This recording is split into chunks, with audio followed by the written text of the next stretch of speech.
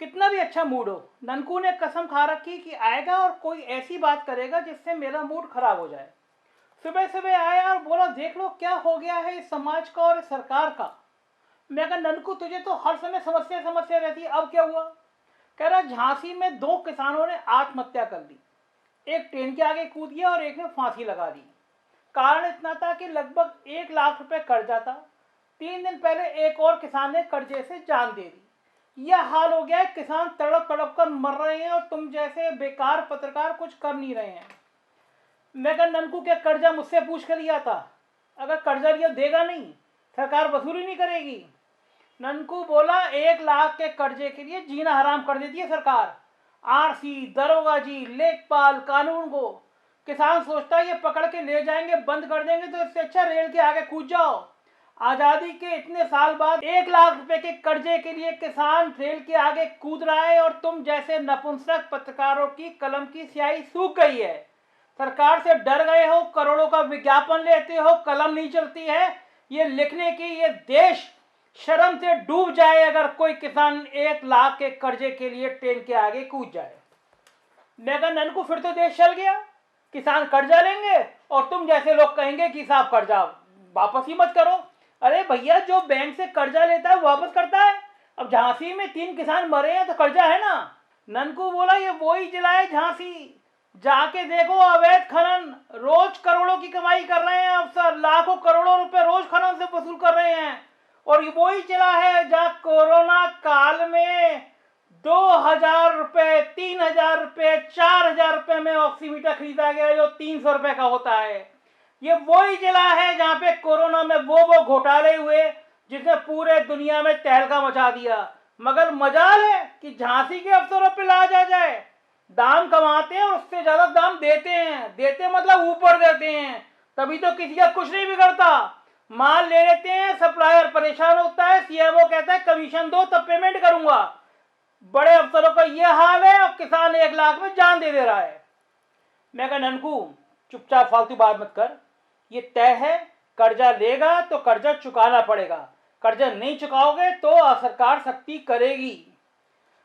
ननकू साहब कागज निकाल के लाया, ये कह रहा, सुन लो भैया कान खोल के पत्रकार महोदय, मुझे मालूम है कि तुम्हारी कलम में से स्याही तो ना निकलने वाली इन लोगों के खिलाफ। हवा खराब होगी।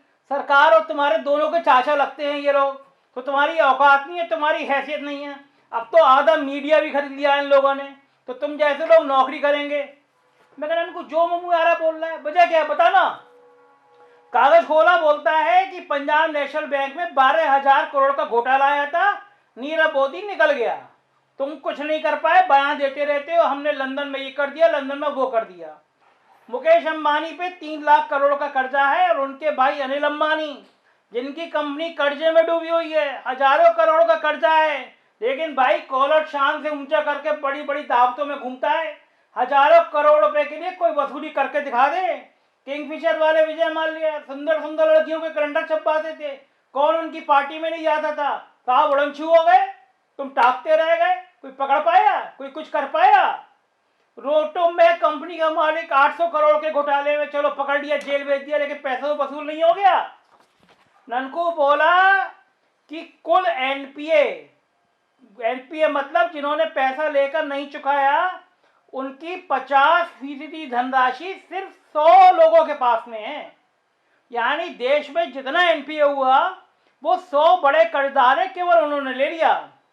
2019 में आरटीआई लगाई गई थी एक साहब ने, उन्होंने बताया उस आरटीआई में 100 एनपीए कर्जदारों का एनपीए 4,46,000 करोड़ रुपया है, जो देश के एनपीए का 50% है।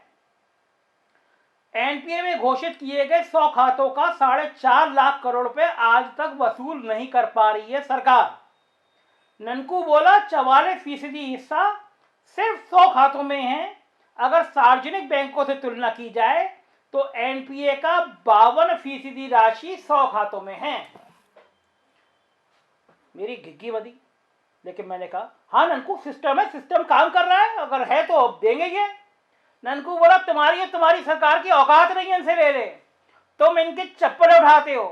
तुम जैसे चमचे पत्रकार और सरकार चलाने वाले लोग, सुप्रीम कोर्ट ने पूछा कि 500 करोड़ से ज्यादा एनपीए के नाम बताओ। सरकार कह रही है हजूर नाम बता दिया तो इनकी साख पे सवाल पड़ेगा। अरे डूब मरो जाके, जो 500 करोड़ से ज्यादा ले गया उसकी साख पे सवाल खड़ा कर रहे हो, और जिसके 1 लाख का कर्जा है वो रेल के आगे कूद रहा है। ये है देश, ये है समाज, ये है सिस्टम। एक किसान 1 लाख रुपए के कर्जे के लिए जान दे देता है और 500,000 करोड़ वाले कौरा खड़ा करके सरकार के सामने अपना दम दिखाते हैं और सरकार चमचों की तरह उनके आगे खड़ी रहती है। ये है मेरा भारत महान। मैं कहा धनकू ऐसा नहीं है, सरकार भी धीरे धीरे टाइट कर रही है। देखो माल्या भाग गया, नीरव मोदी भाग गया, इस देश में कोई कर्जा लेके रह तो जाए, वसूल कर लेंगे। ननकू बोला पासपोर्ट था, वीजा था, एयरपोर्ट पे तुम्हारे चाचा फूफा खड़े हुए थे जो जाने दिया। काहे के तो बनते हो, दाऊद इब्राहिम को लाने की बात करते हो, चाचा फूफा को भेज दिया। अरे कम से कम दुष्टो, ये अफसर लोग, ये नालायक अफसर लोग, उन लोगों की सूची तो जाहिर कर दो कि जिन्होंने 500 करोड़ से ज्यादा कर्जा ले रखा है और गायब हो गए। कम से कम ये देश तो देख ले कि ये वो लोग हैं जो देश के एनपीए का 50% लोग, ये वो 100 बड़े लोग हैं जिनकी वजह से किसान आज 1 लाख रुपए के लिए जान दे रहा है। अरे जान के तो देखो, हकीकत पता चल जाएगी। किसानों का शोषण रोज लेखपाल कानून गो से काम पड़ता है। कल लखनऊ में राजधानी है, एक कानून को कल पकड़ा 10,000 रुपए की रिश्वत लेते हुए, एक लेखपाल आज पकड़ा गया। लखनऊ में भ्रष्टाचार का यह आलम है। झांसी में किसान रेल के आगे कूद जा रहा है और कुछ लोग मौज कर रहे हैं। यह है तुम्हारा देश और तुम जैसे चमचे पत्रकार जो लिख नहीं सकते। साहब थोड़ी सांस तो रुकी, बहुत खराब बात तो है।